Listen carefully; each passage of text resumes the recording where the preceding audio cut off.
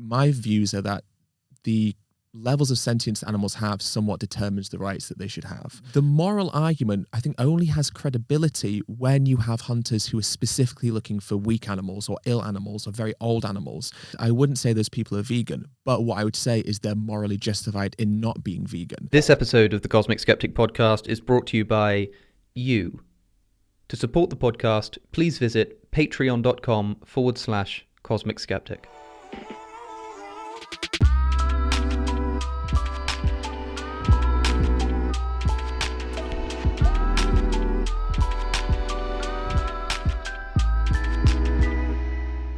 So welcome back to the Cosmic Skeptic Podcast, everybody. I'm Alex O'Connor, your host, and I'm joined today by the wonderful, the illustrious, the prolific Earthling Ed. Hi, Alex. Real name, Ed Winters, and recent author of This is Vegan Propaganda and Other Lies That the Meat Industry Tells You. Ed, welcome back to the podcast. Thank you for having me back. Our first, I think, repeat guest on the podcast. Well, haven't done that many episodes, but it's been quite a while since we last spoke. We spoke, I think, in 2019, and that was just after I gave up animal products, and so I was kind of new to the whole thing, and it was a bit of an inquiry into the vegan position. Yeah. I like to think I've learned a thing or two since then about this movement. I think you definitely have. But it's also raised quite a lot of questions about the specificities of veganism and kind of particular questions about how we should go about advocating or living out a vegan lifestyle. Yeah.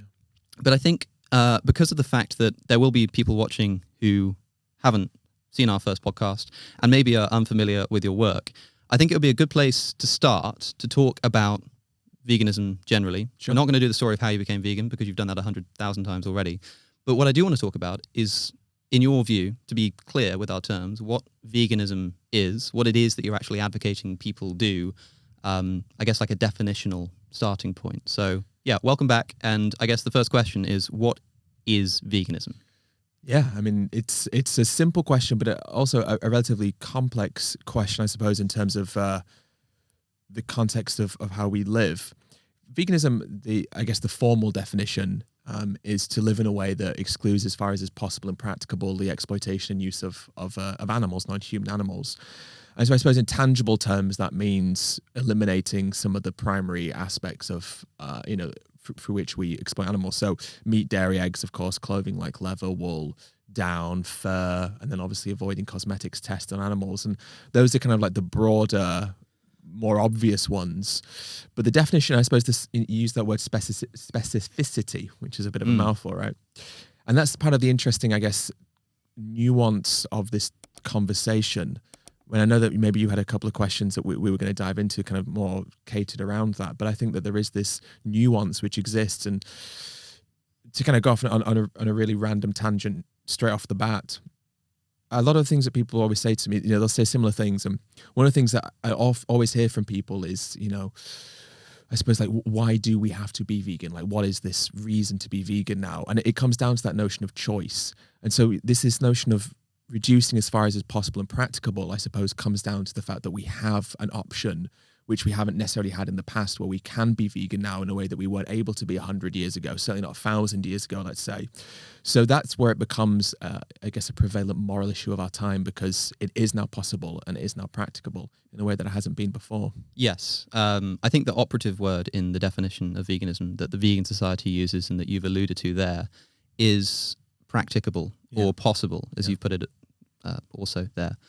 And one of the questions that I find most difficult to answer when talking to people about veganism is what the bounds of practicability are, because there's an interpretation which essentially says, when you think of our hunter-gatherer ancestors, or you think of people living in places on the planet right now where it's genuinely impossible to get vegetables, and we think, well, because it's not practical for them to be vegan, or at least it's not practical for them to remove animal products from their diet, it would be unfair to say everyone should be vegan, and to be vegan is to include something that some people can't do, right? Yeah. But of course, there are situations in the world today where people might describe themselves as being in a position of it being quite impractical for them to go vegan, but they're not talking about needing to rely on hunting and gathering. So imagine, for example, look, if I was giving a speaking tour And maybe I'm even giving a speaking tour about veganism. Yeah. And so I spend a lot of my days on the train, traveling, and a lot of the time, the only place I'm able to get some food is at the train station or from a corner shop. And Sure. because I'm traveling for so long, it transpires that if I were to eat entirely vegan food the whole time I was on that tour, I wouldn't be able to sustain my nutritional requirements. Maybe even if I was taking a multivit, even if I brought some Huel along with me, you know.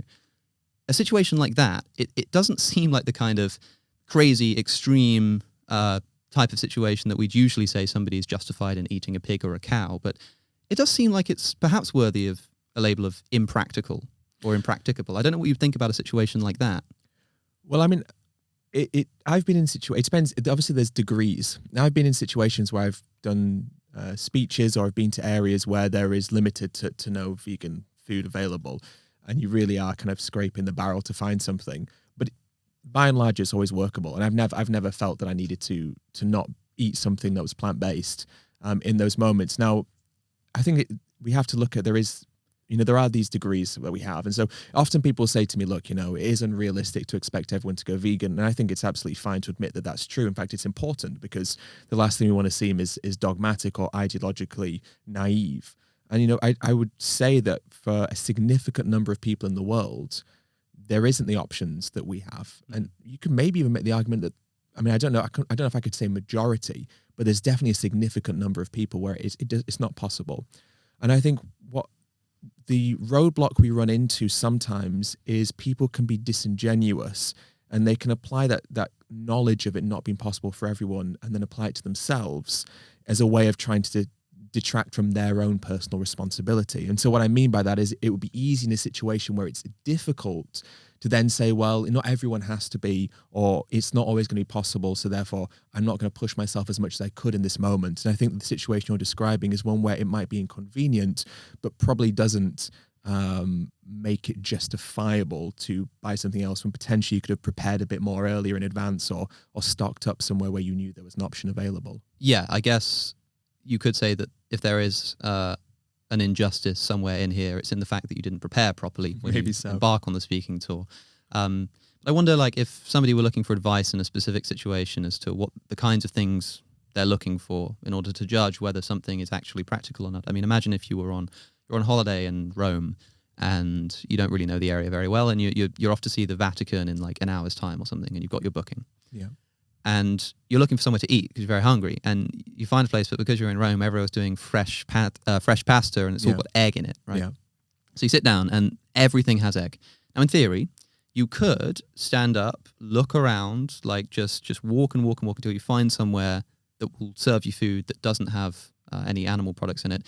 You're probably there, if you do that, going to miss the booking. You're not going to get to go to the Vatican. It's going to mess you up quite a lot. You're going to have to walk around quite a lot. It's going to inconvenience all of your friends, this kind of stuff. Yeah. And sure, maybe you should have planned better, but in this case, you didn't. Sure. So a person decides, you know what, I'm just going to eat the egg pasta. Do you think that they've committed an injustice in that situation? Yes. You could just not eat for a couple of hours. None of us are in a situation where the skipping of one meal is going to have a huge detrimental impact on our health, unless, of course, we have diabetes or some sort of medical condition that means that we need to constantly eat, or make sure that we have regulated blood sugar. So for the average person, I would say no. But for the diabetic, for they example, would be prepared because they would expect to be in a situation such as this. I suppose that's true, but I guess in the abstract here, that would be justifiable if perhaps the reason, well, even if they did not plan, even if it was their fault that they hadn't planned, they're still in a situation where there's a medical requirement to eat this food, and I think that would count as the kind of thing. Probably, a medical requirement. Yeah, when it comes down to an issue of health, it becomes different. Let's say you're taking a medication, you have to take a medication. That medication has been tested on animals, so you could justify taking that medication because it's a matter of health. And so if you're in a situation you need, whatever is happening with your blood sugar, and you need something to eat, and the only option you have is that egg pasta that's in front of you, otherwise you're going to pass out and potentially harm yourself, then you could find a justifiable reasoning in there to eat the egg pasta. But for the everyday person who doesn't need to eat, at these regimented times, and who could skip a meal or be an inconvenience and run off, or even the worst thing in the world, miss the booking for the Vatican, I think that's a a punishment that is, is a worthwhile punishment based on the fact that it's your own, I suppose, disregard that has put you in this situation to begin with? I mean, there are a few things to iron out there. I mean, there's the consideration that buying that particular piece of pasta isn't going to contribute largely, but I think we're both on the same page as to why that would still potentially be wrong. Yeah. I wonder, like, not to sound a bit kind of facetious, but Okay. I mean, you talk about health, and I think a common vegan talking point is when somebody says it's unhealthy to be vegan, the answer is to say, no, it's not. It is healthy to be vegan, and that's why you have an obligation to do so. The corollary seems to be that if it were unhealthy, we'd have an obligation, or not an obligation, a permissibility to eat animal products. Yeah. The issue I have with this is that health seems like quite an ill-defined term because, of course, we can think about somebody being a diabetic, we can think about somebody starving, we can think about these kinds of things. But I don't know. I mean, if by going vegan you became 3 foot shorter, something like that. Maybe you're a basketball player. Maybe this is something that's very important to you. Is that the kind of like health requirement that could be taken into consideration? It's a great question, isn't it? I think about this often, and I try and work out if, let's say, the reality was reversed. And let's say that being vegan increased your risk of getting colon cancer, or being vegan increased your risk of having a stroke or, having diabetes. How much of an increase would it need to be to make it justifiable to not be vegan? 10% increase, 20%? I have no idea. Let's say that being vegan cut 5 years off your average lifespan. Would that make it something that you wouldn't need to do now? I mean, it's easy to sit in the position we're in because that's not a risk. So it's easy for me to kind of theorize that, no, that would still not make it morally justified to factory farm these animals and cause all of this suffering. But in that situation where the reality was reversed, who knows what we would say? I actually don't know. But I think it's an interesting one because there has to be some health repercussions that would be acceptable, some health repercussions that would make it still immoral to consume animal products. But the opposite is true as well. There must be a limit to what is permissible from a health perspective before it becomes justified to do what we do. And I'm not sure where that line is. Yeah. What do you think? Well, I don't know. It's it's one of the reasons why I wanted to raise it with you because, of course, in practice, if somebody's asking you for advice, you can say, well, look, let's look at your situation and let's just see what our intuitions scream at us. But when you're talking in the abstract, when you're talking just making a philosophical case for veganism, and somebody asks, well, look, in principle, what does this word practicability mean? Yeah. Because I put quite a lot of emphasis on the fact that veganism involves this essence of practicability. And actually, I wonder if you agree with me on this. So because the definition of veganism that I use is a minimization of, and maybe it's suffering, maybe it's exploitation, that varies too, but to the highest extent practicable. If you have somebody like who's living in northern Canada and it's too expensive for them to import vegetables, and so it is actually impracticable, or maybe they're the diabetic in the situation that we spoke about. And so this person eats animals, but they're eating as little as they practically can. Is that person a vegan? Well, the way I see it is, I think it's important that we have veganism as a clear definition. I think when we lose the definition of veganism or it becomes diluted, it starts to lose its meaning. And so I guess what I mean by that is I wouldn't say those people are vegan, but what I would say is they're morally justified in not being vegan. Yeah. So I think that there's a difference. So I think that we should keep veganism as being what it means, but then at the same time understand that you can be a moral person and not be vegan in these situations, which we're maybe alluding to right now. Is there not a potential contradiction lurking here in that if we define veganism as a minimization to the highest extent practicable of animal suffering and death, and then you meet somebody who is eating animals, but they are minimizing animal suffering and death to the highest extent practicable, and you say, well, I don't want to call them a vegan, but isn't that the definition of veganism that we're working with? Because I agree with you that it can be a bit unhelpful sometimes, a bit unclear to say that, yes, an Inuit living in northern Canada eating animals that they hunt is a vegan, but I think if we don't do something like that, it might come at the cost of our consistency in the definition. Well, potentially so. And I think that you do raise a valid point, which is that both through both our definitions, you can argue that none of us are vegan, or, more than just, more people are vegan than maybe it seems obvious through kind of like this situation you're describing now. And I think there probably is the argument that there is some inconsistency there. But at the same time, I think that we do run the risk of losing this meaning of what being vegan means. And I would argue that probably the Inuit living in North America, the northern parts of America, probably doesn't really care too much about this term vegan. And it's not something that they particularly are interested in having as part of their identity. Yes. And so I feel like maybe we run the risk of diluting it for a reason that's not even that important. Yeah, it's essentially a terminological dispute, right? I mean, this is something that happens a lot in the discussion around religion and atheism. There's this huge debate about whether an atheist is someone who believes there is no God, or if an atheist is someone who doesn't believe that there is a God. And people, they lose friends over this kind of stuff, but essentially it's just a definition. I think what we're interested in is correct or justifiable action rather than calling yourself the most appropriate thing. But so you talked about this idea of like, well, maybe none of us are vegan by a particular definition, or maybe like we need to define veganism, at least if a person is vegan, let's say, what that means is that that person doesn't eat animal products, something like this, right? But there's a question which I briefly mentioned to you at one point before. I think I messaged you about it, and I wonder if you have any thoughts on this, and that is the question of eating non-essential vegan food, because as anybody who's kind of had a bit of familiarity with the vegan discussion will be aware, animals are killed in crop production, right? Like vegans are responsible for killing animals too. Sure. And when somebody brings this up as a problem, you have a whole video on this, the big question that vegans can't answer, something like this. The answer is to say, well, look, I mean, far less crops are used to feed a human being than are used to feed livestock. And so if we eat the crops directly, then we kill less animals in crop production. But if animals die in plant-based agriculture to produce things like vegan chocolate or vegan cakes, that is non-essential vegan food, then by eating those products, we are buying food that directly contributes towards the death and suffering of animals that we don't need to be doing. So it seems to me like there we are contributing unnecessarily to the suffering and death of animals, which doesn't seem like a very vegan thing to do. Yeah. Well, it's an overconsumption issue, isn't it? And I think that whether it's foods, clothing, whatever it may be, we have an issue, broadly speaking, in society where we consume too much of most things, right?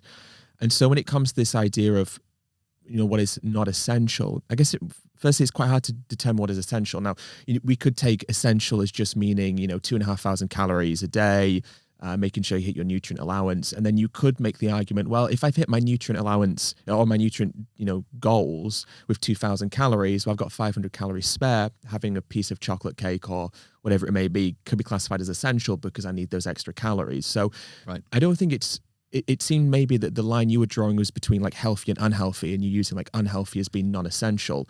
But unhealthy doesn't have to be non-essential. A lot of people rely on unhealthy foods to meet their caloric intake.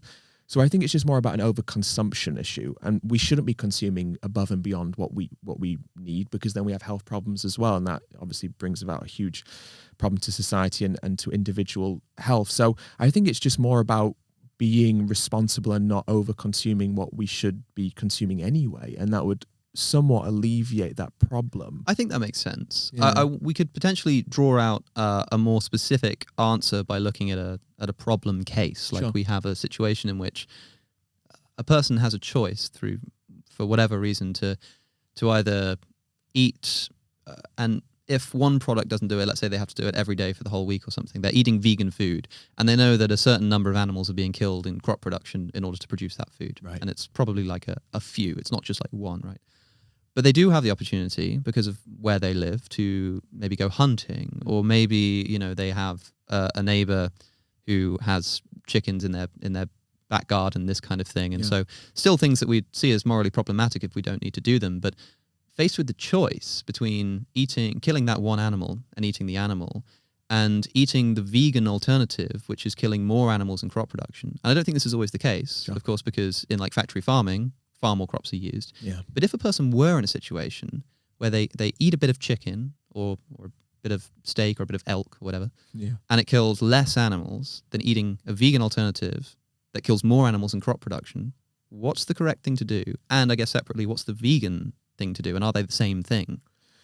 Well, I mean, to kind of just go briefly back to the original question we were discussing, I think that the benefit of supporting plant-based agriculture now is we're demanding that plant-based agriculture become more efficient, become more ethical.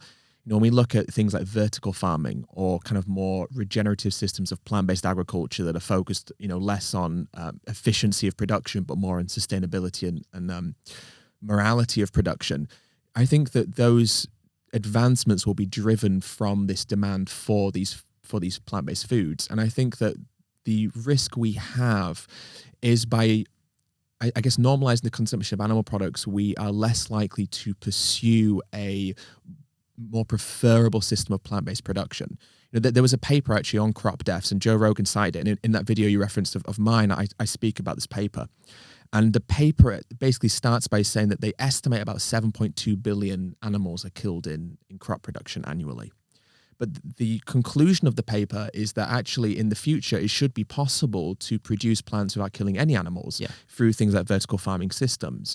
And so I think what we should be doing is supporting plant-based agriculture with an eye to the future, wherein that future which we can create would be a future that is focused on reducing crop deaths as well, because hopefully as we move more into a vegan society, we will look to produce plants in a way that is more in harmony with the morality and beliefs around veganism.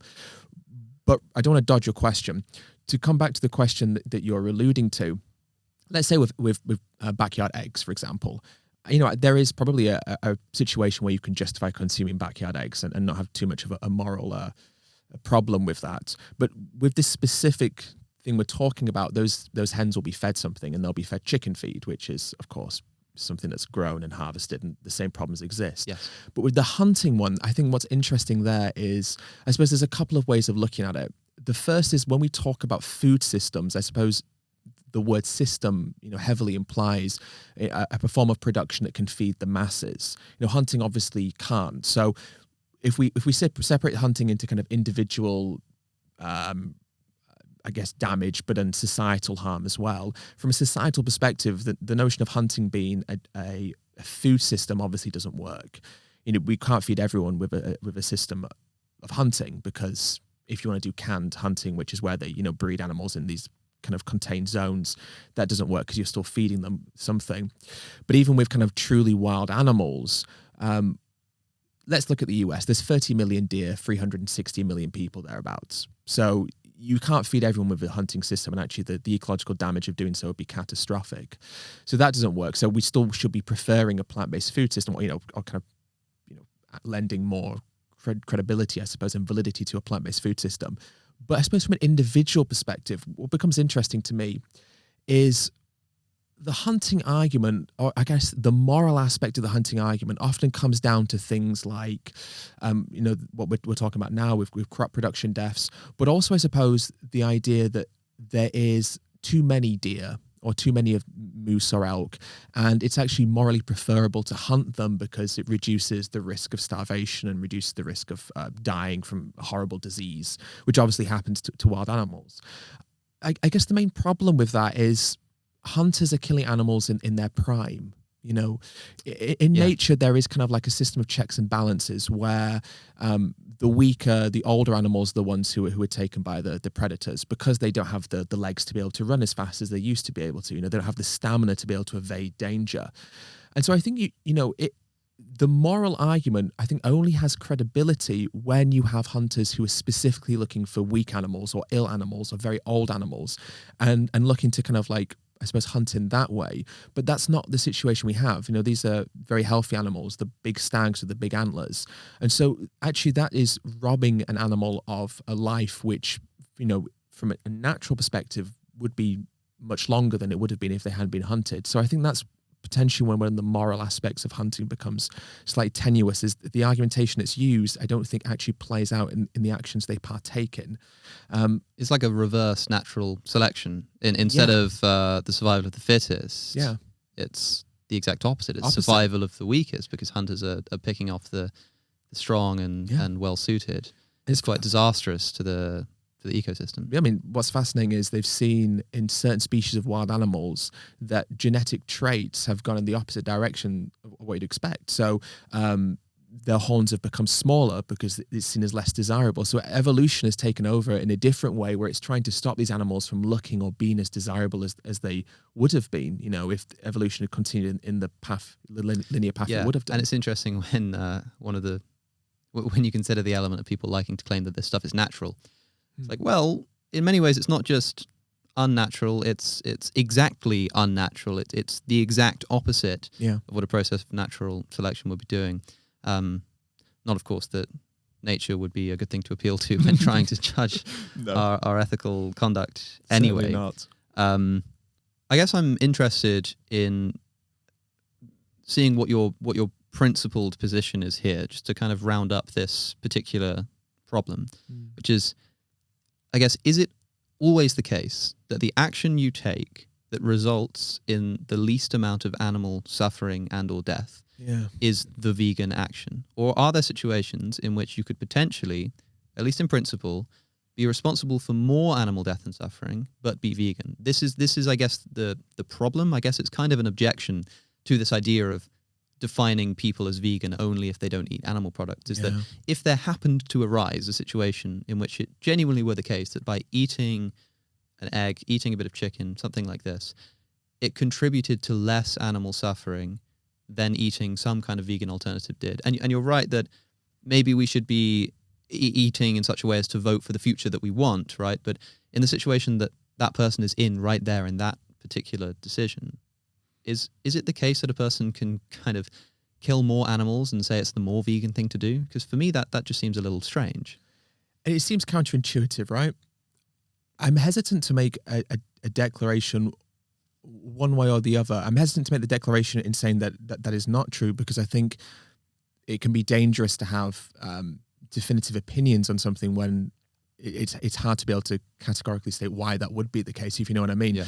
Now, I guess theoretically, if it was that, let's say, harming this one chicken meant that 10 fewer chickens were killed overall, I guess a kind of utilitarian perspective would say that was the preferable thing to do.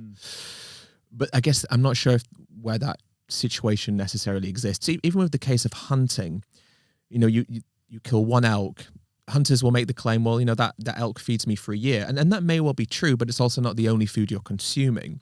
Yes. So I guess theoretically, if if being a carnivore was this healthy, amazing thing to do, and killing one elk fed you for an entire year, well, maybe there's some argument there, but that's just not the reality that we live in.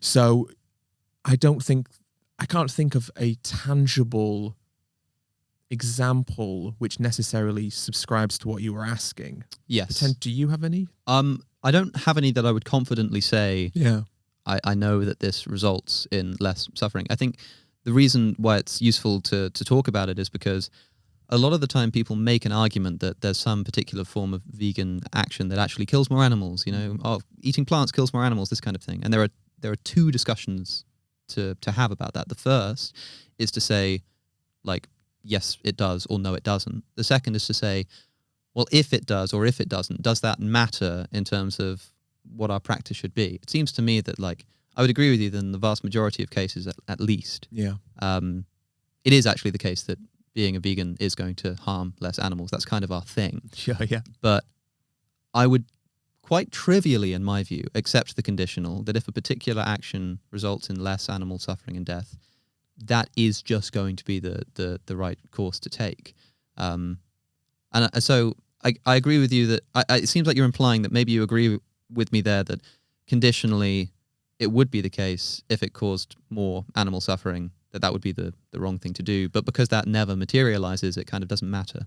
Well, I think it would be strange to say that the reason we're vegan is to reduce animal suffering, but then take the approach that abiding by, I suppose, a definition or a concept of what being a vegan means more generically.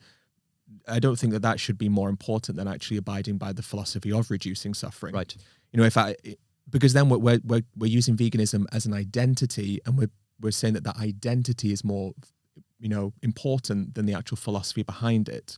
So I think theoretically, yes, that there is an argument that could be made there, which it feels weird to say, but we do live in an imperfect world, and so even with most moral discussions, there are nuances and situations that don't neatly fit into where we'd like them to fit. So I guess theoretically what you're saying is probably true, but of course in real terms, we would agree that the vast majority of cases, at least the ones that we partake in every single day, the choices that we have, it's relatively clear cut what does cause or reduce suffering the most. I think one thing I think is interesting actually, and one thing that I think we need more transparency over with food in general is the production of food. And I guess what I mean by that is there are obviously some foods, plant foods, that are going to cause more suffering than others. Take iceberg lettuce, for example. Iceberg lettuce has next to no calories. Nutritionally is rubbish. So what's the benefit of eating iceberg lettuce? Because if animals are dying in the production of iceberg lettuce, but it also offers us as humans basically nothing, even from a flavor perspective. What even, it doesn't offer anything. Morally, why would we produce that? So really, I suppose what would be interesting is looking at the caloric and nutritional density of foods and then making decisions around that, opting to consume things like brown rice, for example, or, kale, because they're very nutritionally dense foods over foods that are less nutritionally dense, because that way we can get more, but also reduce suffering overall. So I guess what I'm saying is that we should probably look towards in the future the different plant foods and the scale of suffering they cause. For example, foods grown on trees require less fertilizers, of course. You don't have animals being harmed during the harvesting because you're just plucking avocados or apples or oranges from trees. So morally speaking, that is probably preferable to a food that's grown in the ground and is churned up using a combine harvester. So I think that there is an interesting discussion there about how we should segregate plant foods and the morality of certain plant foods, because it seems fairly obvious to me that they're not all equal when it comes to the morality of the consumption. That's interesting.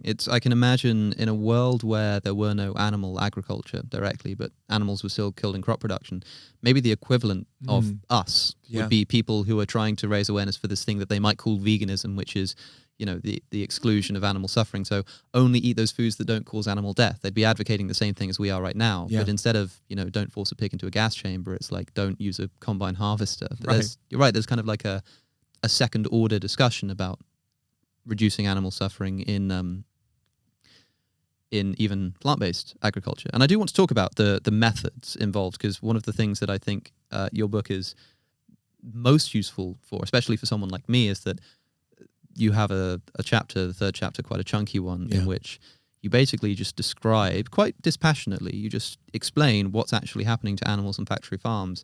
And it's like you don't even really need to make an argument as to why we should end it. It's kind of self-evident to anyone who reads it. I do want to talk about that. But just beforehand, you've mentioned reducing suffering a few times now. And I wonder, is that the vague principle that you're trying to live by here, reducing suffering? I guess the main debate that I'm trying to poke at here is between the consequentialists who think that we should reduce suffering and the deontologists who think that people have rights and animals have rights that are inviolable, even if it's going to cause less suffering. They have a right to something that you can't violate. I wonder what you're more kind of in line with. But the problem I have, I suppose, with that idea is both seem inherently flawed. There seems to be fairly obvious logical inconsistencies with both. Obviously, if you had to choose between killing 10 people and killing one person would be morally preferable. But at the same time, if the objective is to reduce suffering, how far do you take that? I suppose I use the phrasing reduce suffering, and I guess that is probably the principle I align with more. I don't think that there is anything categorically or always, well, there are some things, but I think by and large, most moral issues, there are situations where they could become justified.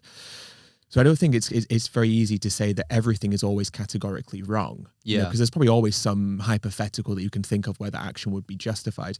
So I think reducing suffering is probably the principle I live more in alignment with. But the question always is how far do you take that? Because, if we wanted to reduce suffering the most, then non-existence would be the furthest reduction of suffering possible.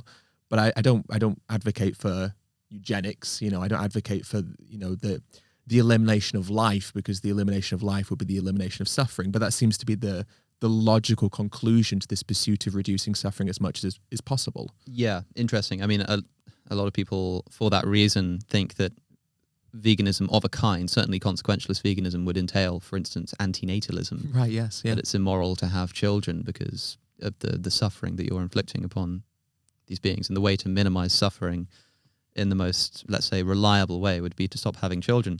I'm sure people would be interested in your views on that, but that's not, as you say, that's not something you advocate for. I think it'd be almost unfair to press you on that right now. But I think it would be interesting to see if you're thinking, let's say, consistently in terms of which moral principle you use with humans and animals. Mm-hmm. So a common consequentialist problem is to say, as you say, if you have to kill one person or kill 5 people on the famous trolley tracks, you probably want to kill the one instead of the 5. Yeah. And yet you can't harvest one person's organs in order to save the 5, right? And so this is fairly well-trodden material, yet in an animal context, I wonder if you'd think the same. So if you have to kill 1 pig or 5 pigs, we'd probably want to kill 1 pig. Yeah. But if you had the opportunity to harvest 1 pig's organs in order to save 5 other pigs, do you think there's a difference here and that might actually be okay? Or would you say, similarly like the human case, no, that pig has a right to be violated in that way, and so we'll let the 5 die? It's a really good question. I guess, so I suppose of a human term, you would say it's not morally justified to find a homeless person who has no family, no social connections, and harvest their organs to save 5 other humans who have, big families and, have all of these, wonderful connections in life. You would still say that was wrong, right? Well, at least I believe that to be the case. So I guess it comes down to that notion of intrinsic worth, doesn't it? And intrinsic rights and value. Yeah, so this is where we seem to align more with the rights position, at least in a human context. And this is why, so I made a video not long ago in which I ruffled a few feathers, if you'll pardon the dying metaphor, because I said that I'm not sure I can commit myself to the view that animals, non-human animals, have a right to life, at least in the same way that humans do. And I guess the reason for that is I thought, well, why is it that we would think it's wrong to kill the homeless person with no friends and family? Well, maybe it's because they just have an inviolable claim not to be killed unnecessarily, or something like that, Sure. And you make exceptions for self-defense and this kind of stuff. So unnecessarily killing them. They just have a right not to have that done. Even if it doesn't have an effect on suffering, you just have a right to this. And so I can't kill the homeless person. But equally, if the only way for me to feed myself were to kill another human being, to either steal their food or eat their flesh or something, if that were the only way that I were able to feed myself, I think this right to life idea says that I can't do that to a human. I can't go and kill a human to steal food from their pantry so that I can feed myself, even if I need to in order to survive, because they have a right. The issue is that if we say that animals have a similar right to life, then, well, if I can't kill a human being to feed myself, even when it's necessary to do so, why do I have the right to buy vegan food that involves animal death to feed myself? Because, of course, it's necessary for me to eat something, but if the only way I can eat, at least as things stand right now, because you're right, it's a contingent problem, one day this won't be an issue, but today, if an animal has a right to life, we could say, well, we wish we lived in a world where that didn't need to be violated in order for me to eat, but it stands that today you do need to violate that right, potentially, I might be wrong about that, in order to feed yourself. And it seems to me that if we were to attribute the same right to life to those non-humans, we'd be in big trouble. We'd have to starve ourselves. And if we want to say that we can't kill the human to feed ourselves, but we can kill the rodents to feed ourselves, we're committed to the view then that these animals don't have a right to life in the way that humans do. But I suppose the question is, on what grounds would it be immoral to harm a human if you had to survive? Because if humans have a right to life, then that also applies to yourself. So you are, I suppose, giving away your right to honor the rights of someone else. Yeah, there's a whole body of literature on the philosophy of rights, and I think so. For instance, a distinction you might make is that the right to life is not a right to have your life preserved at all costs. Right? Okay. It's not like you don't have the right. You don't have a claim upon other people that they must do everything they can to keep you alive in all circumstances. It's more like you have a right for them not to kill you. So going and eating food is more like a kind of preservation thing. It's like, well, the life that I'm kind of preserving here is not, I'm not stopping something from killing me. I'm kind of keeping myself going. whereas to go and kill somebody for food is something that you do. There might be a difference there. I'm not really sure. I guess I'm just interested in what your intuitions say, because it seems to me you're right that like sometimes we want to appeal to suffering, sometimes we want to appeal to right to life, and it seems to me that underlying all of this is essentially intuition. We just say, well, let's think of this particular situation, let's see how we'd compare it to analogous situations, and just see what our intuitions say. And I just wonder what you think there. Do you think animals have like an inviolable right to life in the same way that humans do? I don't know if humans have that inviolable. Inviolable, is that the word you used? Yes. I don't even know if we do. Let's say, for example, on the table there is some food. You and I are in a similar situation. We both need that food. I think we would be morally justified to kill each other to get that food. I don't think that we would have an obligation, morally speaking, to back off and say, no, you have the food and I'll die. Right. So I'm not sure if I even subscribe to the idea that humans have that. And in a situation of, I guess, necessity for one's own survival, I think you could justify doing that. Yeah. So I think that that's probably where that probably makes it a little bit more consistent to have the view of animals that I do have.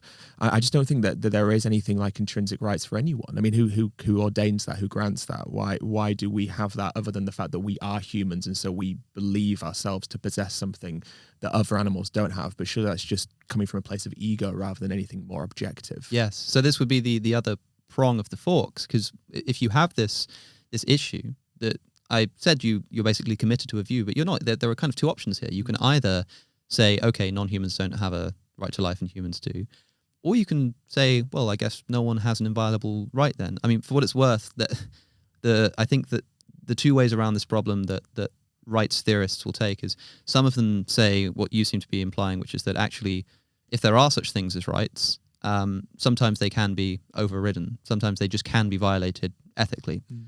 Others will say, no, like the definition of a right is that it cannot be violated, but it's a view called specificationism, where they say that the right to life is just a shorthand for what the actual right itself is, like this kind of book length, highly specified, like exact conditions and stuff. And it seems intuitive, actually. It's like when a case goes to the court, when you have two rights in conflict and the courts decide what they think is right and set a legal precedent, like I guess they would interpret that as discovering the next kind of little qualification in the rights. But I think you're right that you're being consistent by just saying that humans don't have that right either.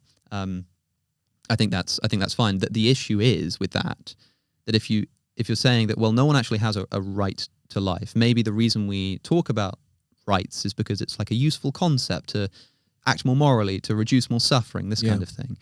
The issue you then have is, I mean, obviously you have the rather large problem of why is it wrong to kill the homeless person with no friends, but I guess more relevantly, why is it wrong to kill the pig with no friends? I guess the way I feel about it is maybe I'm taking the stance of I don't believe that there's any God-given rights that we have, that we don't have any rights just by the virtue of being a human or being a pig or being a cow, but the fact that being a human, being a pig, being a cow means that we have certain characteristics and capacities. And so the right to have a life with, as far as is possible and practicable, the avoidance of exploitation and pain comes from the sentience that we possess. So I guess to go back to what you were saying about animals and, if animals have the right to life, therefore we would have to starve. I guess my views are that the levels of sentience animals have somewhat determines the rights that they should have. So, for example, if we take a chicken and a human in a situation we had to choose between one or the other would have more moral worth or more right to life because of their increased sentience. But a chicken or an aphid or a chicken and an ant, you would choose the chicken because the chicken has an increased sense of sentience and capacity to experience. So I guess that's where I think that the moral wrong comes from. It's the capacities that we have as individuals, human or non-human, that grants us the right to not have these things happen to us rather than anything that's kind of like intrinsically given to us. Right. I'm interested in this question of relative levels of sentience and how it affects our moral assessment of different animals, because I actually have a quote from your book, which I noted down because I wanted to ask you about it, where you said, quote, favoring one's own species in a situation where you had to choose between saving a member of your own species or a different one could, of course, be morally justified, said quite confidently. And I was going to ask you about that, and it seems like you've preempted that by answering that the reason why that's the case is because we have a higher level of sentience. Yes. So it's not got something to do with the right to put oneself first or something like that. It's just because we have a higher capacity for feeling pain or something like this. Not just the sensation of pain, but I guess the consequence of what that death would mean to others. So, if you or I were to die, the suffering that would presumably cause would extend further than just the individual experience we have of that death, but have gone to our friends, our family, the people within our lives. And so I guess that the suffering caused by the death of a human is presumably not just worse for the individual, but also is further reaching than just that individual human. And I guess let's say you have a situation where it's your own companion animal, dog, for example, and a human you've never met, who you never will meet, who's on the other side of the world. I guess quite naturally we would want to save our dog because we have a connection with the dog, but from a moral perspective, it would probably, at least using the logic that I've adhered to this point, you would opt to save the human on the other side of the world who you've never met because of these things I guess we're discussing now. Yeah. Are you ever worried or suspicious of the fact that, though we like to talk about chickens having less sentience or something like this, sometimes I worry if we can be so confident about this. Sure, I mean, as Peter Singer observes in Animal Liberation, which is the second best book on veganism currently available in print, he says, well, look, we accept that a hawk's eyesight is far more acute and intense than we're even capable of imagining. Why? Well, because evolutionarily, it makes sense for these creatures to be more sense-dependent. Yeah. Dogs experience smell far more intensely and acutely than we're even capable of imagining, because evolutionarily, they have good reason to. Human beings evolved rationality, reason, and on an evolutionary picture, the reason for that would be because it helps them to survive. So we can avoid those things that harm us, not just by touching it and going, ow, but also by our reason to say, we know from memory, we know that this kind of thing leads to this and we should avoid it. That's why it's there. Yeah. In other words, because we have rationality, evolutionarily, we need to rely less on our crude sensory experience. So if these other animals are actually more reliant upon their senses and less reliant on their rationality, then maybe the very thing that we're trying to use to say they feel less pain, which is that they have a lower intellectual capacity or something like that, actually means that experientially, just as a dog experiences smell more strongly than we do, maybe they experience pain more strongly than we do. I wonder what you think of that, and the conditional of, if that were the case, if we somehow proved it, would you therefore say that a chicken has more moral worth than a human? I've used this argument before about pain, and I guess when I'm discussing this, I don't necessarily mean that the capacity to feel pain is potentially more prevalent in humans. I think there's a very reasonable and logical case that actually humans have the capacity to experience pain less than other animals, because I think our cognition allows us to psychologically distance ourselves from the experience. We can distract ourselves with thought.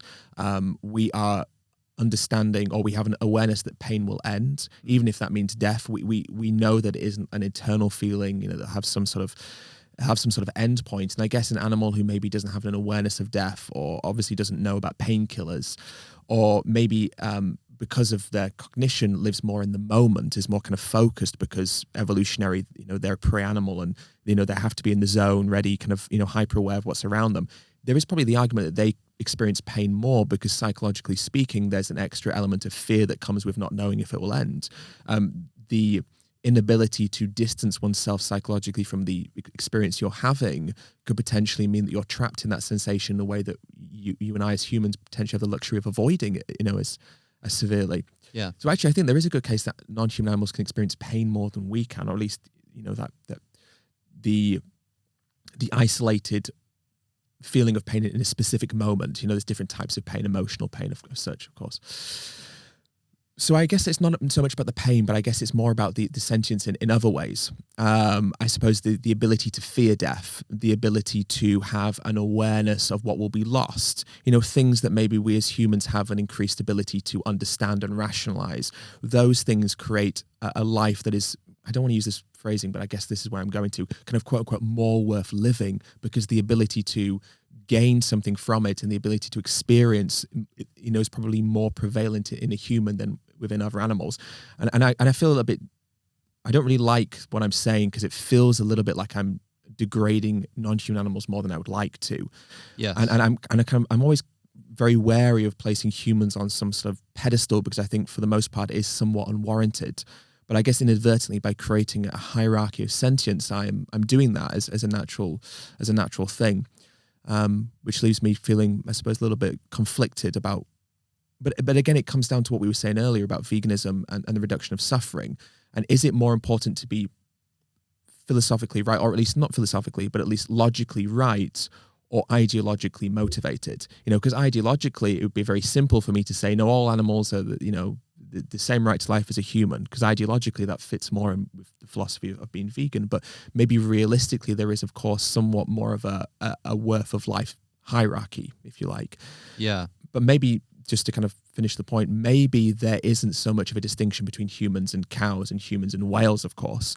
The distinction more is between humans and insects and crop farming, or humans and, say, plant life, which, of course, plants are alive but are not sentient in any way that we recognize as being morally relevant. So I guess the differentiation in that hierarchy is less about where humans come to the animals we consume, but more about where humans come to the animals we, kill in the production of crops, let's say.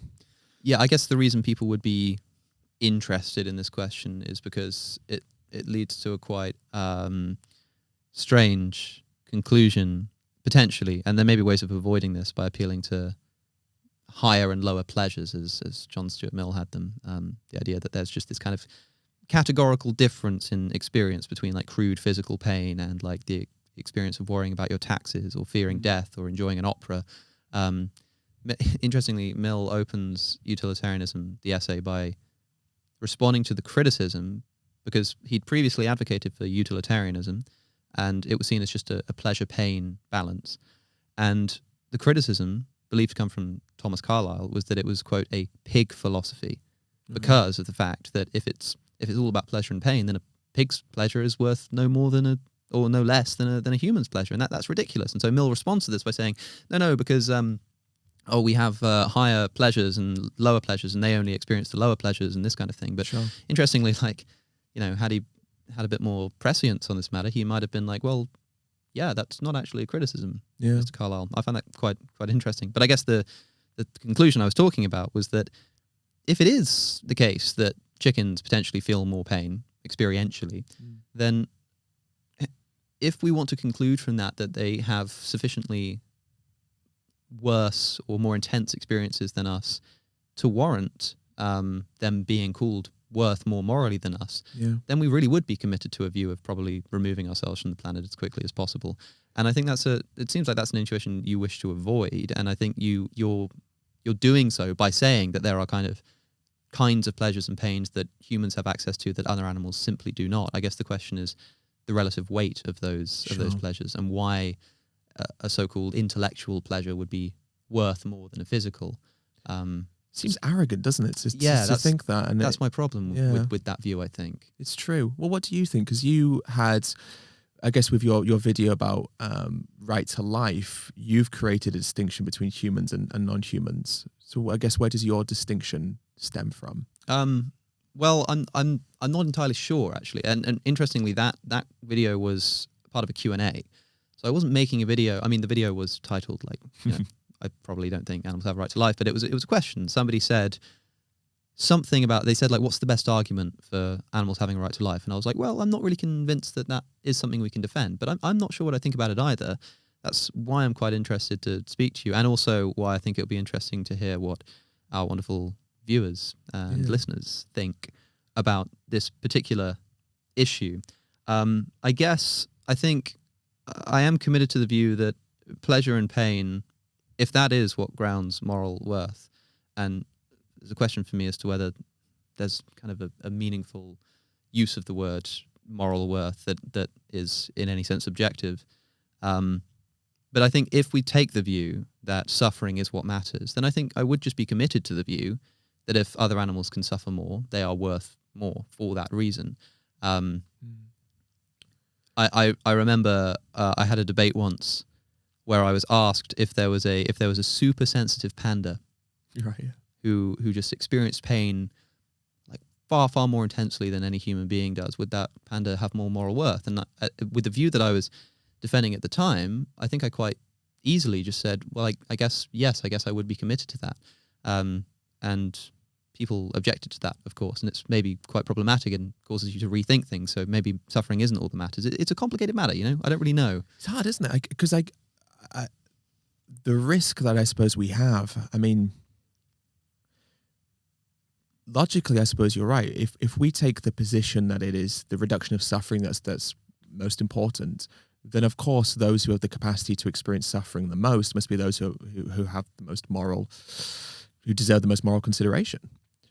And if that is the case, let's say that we find out that chickens or another species of animal has the capacity to suffer more, and even I suppose from what I was saying just a few moments ago, where I was talking about potentially it is the case that animals, non-human animals that is, have the capacity to experience suffering and pain more, then obviously that would make the infliction of suffering and pain on those individual animals worse than it would onto humans, let's say.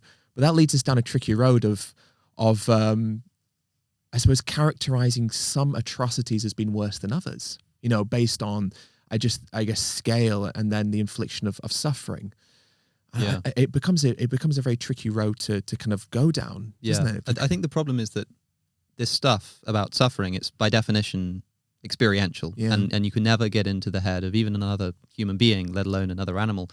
I think it can be useful to think that there's an analogy here that I'm thinking about in terms of difficulty. Like when we talk about a being experiencing more suffering or less suffering, it's like, okay, is high school physics easier or harder than PhD level physics? Well, of course, PhD level physics is harder, but is high school physics harder for the high school student than PhD level physics is for the PhD student? It seems like maybe no. It seems like actually, in terms of the experience that they're having, both of them have exactly the same levels of stress and difficulty with the material, right? And so we can kick back and say like, oh well, this particular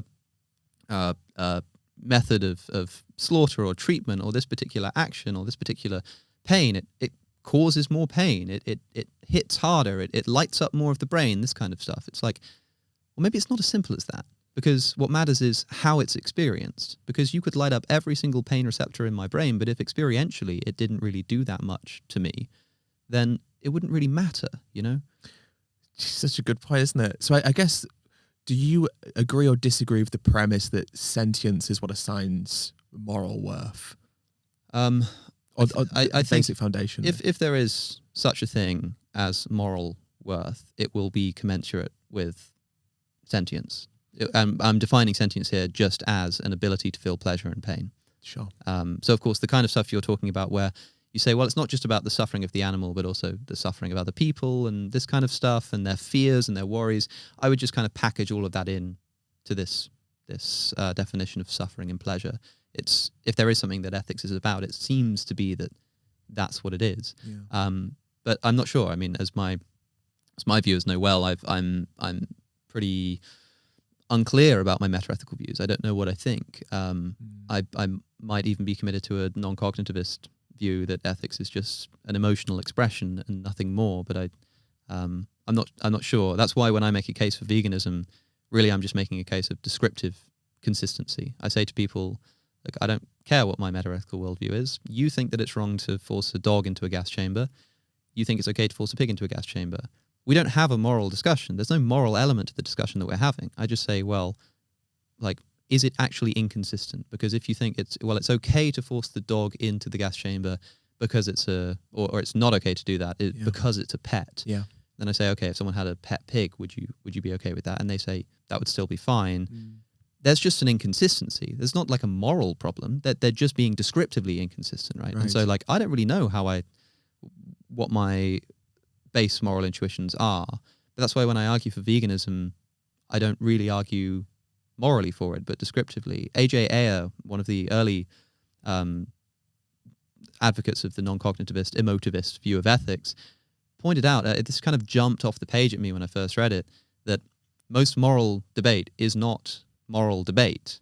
If you watch a debate about like gun laws, right? People will say, well, if we make guns illegal, it pushes it into the black market. And, well, more people die in swimming pools. Oh, but you could just put a fence up. Oh, like owning more guns actually reduces gun crime. This kind of, and they're debating these kind of points, but these are not moral claims. These are just factual claims. They're either like true or false. They're just descriptive debate. The actual moral principle is not even in the debate. And I find the same thing with veganism. When I'm talking to people, you're talking about animals don't feel pain. Yeah. Yes, they do. Being in a gas chamber is an uncomfortable experience. Yeah. No, it's not. Like this causes suffering. No, it doesn't. More animals die in crop deaths. No, they don't. Like you're debating facts, but we never actually really debate the ethics of it. We just test other people's consistency. So although this is interesting, I don't think it changes much about like what we're actually doing most of the time. So true. Quite interesting. It's true. We're not really ethicists about this. We're just shooting at consistency, I think. Yeah, I think you've summarized it so nicely there. It's true. The conversations I have with people, we're always dealing with very surface level arguments. You know, it is just as you say, more about people having to work through their inconsistencies. You know, I guess the question I always ask people, you know, when we talk about dogs and pigs, I suppose the question is never why is it, you know, from an ethical, moral perspective, wrong to do this to a dog. I mean, sometimes I'll say, why is it wrong to do it to a dog? But it's always very surface level. And I suppose you're absolutely right in saying that most of the reason, or most of the ways that we discuss this topic is, it is really just about drawing out people's inconsistencies. Yeah. You just like assume a base level with somebody. So you say, well, look, I mean, a pig is like a dog. And they either say, oh, fair enough. Okay, let's discuss that. Or they say, like, no, it's not. Or they say, I don't care about dogs. And if they do that, then you just push it a bit deeper. You say, okay, well, you care about humans. And they go, yeah, I do. It's like, okay, let's see the difference between humans and dogs, right? But if they said, no, I don't care about humans either, why should I care about humans? The way to respond to that, at least in the context you're talking about, is not to scream meta-ethics at them, but to go even deeper. You say, well, you know, you think that things have moral worth because of particular reasons. And this kind of stuff, right? Yeah. And you're just debating essentially descriptive qualities. Is there a favorite conversation that you've had with either on the kind of Change My Mind tables or in another context on a podcast or something? Is there like a kind of go-to? I'm also thinking maybe people are interested in hearing more of your conversations. Are there any in particular that you really enjoyed? I uploaded one quite recently with a lady at UT Dallas. She was called she was called Q. I don't know what her name was. That's what the name she gave me. And that's one of my favorite ones that I've done. It was great. Is that the lady in the yellow? That's correct. Yeah. I've seen that clip. I thought that was quite good too. Did you enjoy that because you felt it was productive or because you felt like you won? Oh, both. I mean, I don't like to use the word won, but I felt, you know, a lot of the time the conversations end and, you know, we'll shake hands and it's very pleasant. And, you know, I kind of see it as being, you know, relatively evenly matched conversation between two people with different beliefs. But with her, I think just the way she kind of got up at the end and walked off symbolized to me that I said something that had got her, you know, like that she'd had to think about it and it made her uncomfortable. So she opted to storm off rather than work through that or at least leave more politely. So there was a sense of satisfaction that came from that. But I also think it was a fascinating discussion because she seemed to believe she knew everything about these issues, but without knowing anything, more or less.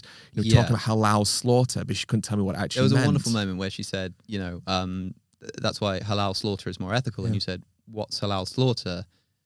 And she just didn't know. No. And it's quite strange that because people do this all the time. They say things with confidence. Yeah. But when questioned, they realized they actually maybe don't know about the process. And then you told her, and I think she was a bit taken aback. But it's clear in that conversation she seemed to come in quite raging already. Like she interrupted a conversation I was having, and I was speaking to this very nice guy. And it was a very normal conversation I was having with him. But she was stood really, really close, and I could see her getting more irate just out the corner of my eye. And she literally came over and was like, I'm sorry, I just want to interrupt you. I need to go to class, but I really want to sit down and debate you. And I said to the guy, I was like, you know, would you mind just sparing 10 minutes? Because I knew that she was going to be passionate. And so she came in instantly ready to go. And I kind of like, you know, was like, yeah, this is going to be good because it's good for content, you know, from a selfish perspective. But also, I think when someone has that passionate opposing view, it creates a great platform for people to be able to understand how they feel about these issues, you know, to really see themselves in the arguments. And I like that aspect of it as well. What's the biggest, or which vegan stereotype, if any, would you most like to see disappear from the minds of the average human being? What a good question. I mean, that's a really good question. A vegan stereotype. I don't know. I think there's the stereotype that vegans are weak. There's the stereotype that vegans are pushy. There's the stereotype that vegans are hippies. There's all kinds of things like this. I mean, for me personally, I think the one I wish to see disappear most, the one that's most annoying to me, let's say, is the preachy, pushy persona. Because, of course, I don't think I'm any more preachy or pushy. If anything, I'm less so about veganism than many other people are about other ethical issues. Like it's quite strange. I see people say to me, well, look, I don't disagree with what you're saying, but like, you just got to stop being so preachy about it. Yeah. And so the claim is, although they don't put it in these words, I'm not saying you're wrong. You may be right, but the method doesn't work. The method rubs people up the wrong way. It's not the way to get through to people. And then 5 minutes later, when it comes to fox hunting or another ethical issue across the board, like, they're the people posting the Instagram stories and making the fact sheets and stuff and telling everybody and their dog about it. Yeah. Which it's not just kind of like hypocritical, because that's annoying, but it's also like, hold on, a moment ago you told me that your problem wasn't that I was wrong, but that this method doesn't work, it's ineffective, but now you're using it. So you're either using a method which you yourself think doesn't work, or you were lying to me. And this idea that somehow vegans are particularly pushy, I think that's the stereotype that I would wish to see disappear most. It's funny. I often think that sometimes these stereotypes can work in our advantage, though. I think that the one I would most like to get rid of is the idea that we're unhealthy, because I just think that'll bring more people to veganism. But I think with the one that you're describing, obviously it's probably more negative than positive that stereotype exists. And it is undeniably so frustrating that every time we speak up about veganism, every time we talk to people, instantly people have this default position of thinking that we're being preachy and militant and extreme. I think the reason I'm less against that one is just because as soon as we kind of show people that we're not those things, it immediately softens people up to the concept of being vegan. So when, let's say we have a conversation with someone and they may think, oh, you're vegan, you're going to be like this, and then you're not what they think you're going to be, you're instantly giving them a more favorable impression of veganism, and also you're showing them that they're kind of fallible, that they can be wrong, that their preconceptions of what something isn't always what it actually is. And so I think that works quite well. And when I have conversations with people, when they leave that conversation, I don't often judge the success of that conversation based on whether or not they tell me they're going to be vegan, because I'd be sorely disappointed most times if that was the metric for success I was using. But more about whether or not they feel more reasonable or feel that veganism is more reasonable. And I think just by being not extreme or not preachy, that instantly makes it seem more reasonable, because we're showing that actually veganism isn't necessarily what they perceive it to be. So it can work in our advantage sometimes, I think. Yeah. But not overall positive, though. No, probably still best to do without it. Yeah. Do you think there's a legitimacy to this idea of being pushy? Because you say that one of the useful elements of this stereotype is that you have an opportunity to prove them wrong. Yeah. But then, do you not think sometimes it is permissible and sometimes even prudent to be a bit, definitely pushy? Oh, certainly. There are definitely times where we should be pushy. I think it's becoming more and more relevant to be pushy. Things are getting worse. Animal suffering is increasing. Factory farming is increasing globally. Clearly something needs to change and change quickly, and we have to be pushy. But I guess it's just more about what people perceive of this, perceive us to be. We can be. There's a difference between being pushy, I suppose, and being vocal. And I guess what they see, or what people mean when they say pushy, is they mean dogmatic, or they mean an inability to listen, an Right. inability to understand. So I think that we can be strong and vocal advocates, but also in a way that doesn't fulfill that stereotype of being pushy. Yeah, I think there's also a distinction between pushing the idea and pushing the person, right? And I Yes, think right. the first is better. I think if people want a defense of the idea of being a bit at least loud about it, as you say, we shouldn't be pushy in the sense of being dogmatic, in the sense of not listening, but in the sense of bringing it up, in the sense of publishing a book on it and having it in the front window of basically every Waterstones that I see in the country. Is there some justifiability in this? I think a good answer to this, actually on a previous podcast episode with Joey Carbstrong, who I'm referring to, he said to me, look, if you were an animal in a cage being mutilated, disbudded, forcibly impregnated, forced into a gas chamber, how loud would you want people on the outside to be about it? How often would you want them to bring it up with people? And given that they're constantly in a place of opportunity to talk to the people who are paying for this to occur, what would you like them to do? And I think when you, as with so many cases of the vegan discussion, if you're confused about like what action to take or how to go about it or the legitimacy of a moral position, just once again place yourself in the mindset of the victim involved, and it can offer a lot of clarity, I think. Yeah. And I think if you put yourself in those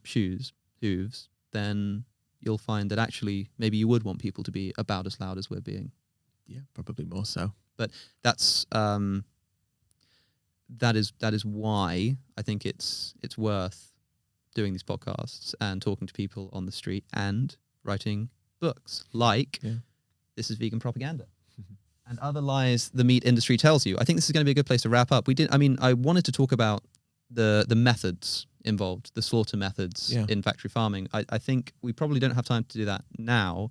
I also imagine that quite a lot of people listening to this will at least have some vague idea, but I would, if people are interested, because we talk in passing about this idea of animals suffering, animals going through horrendous treatment, animals being exploited, and some people listening might have an idea in their head that itself is illegitimate because these animals aren't actually being treated too badly.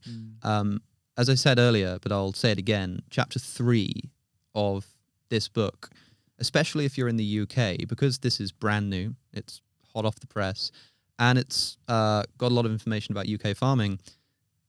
It's a wonderful compendium of that information. So if you want more information about the actual ways in which the animals are being treated, because we're talking about the philosophy that undergirds what we should be doing, but if you're interested in what the problem is in the first place, then I think it's well worth reading the 3rd chapter of this book. And I will leave a link in the description and everything like that. And I do hope that people pick it up. Was this the first choice of the name of the book? Were there other contenders that you had? No, this was not the first choice. I had the working title of I Could Never Go Vegan. Oh, that's cool. Yeah, which I quite liked. But then I'd done a post about Seaspiracy actually, and in it I had said something like, is this vegan propaganda, or is this, or is there some veracity to this? And someone at the publishing house, Penguin, had said, I like this phrasing, vegan propaganda. Wouldn't it be great if we could use that in some way? And I was like, it would be good. And so we went back and forth quite a few times and then came up with this is vegan propaganda, kind of subverting that criticism we get. Farmers will always say, no, that's vegan propaganda. And I kind of want to invite people to come in and say, look, this is what is being labeled as propaganda. Come and decide for yourself, see who's really spreading the propaganda here and make your own mind up. Yeah. And I hope people read it and do. Yeah. But I think that's a wonderful place to end this podcast. Thank you so much for coming back, Ed. I know you're a very busy person, especially with the publication of the book. I think my viewers will congratulate you as well on the success of the book. It's been on the bestseller list for quite a while, at least at the time of recording, and I think with good reason. So I hope that people will go and pick it up.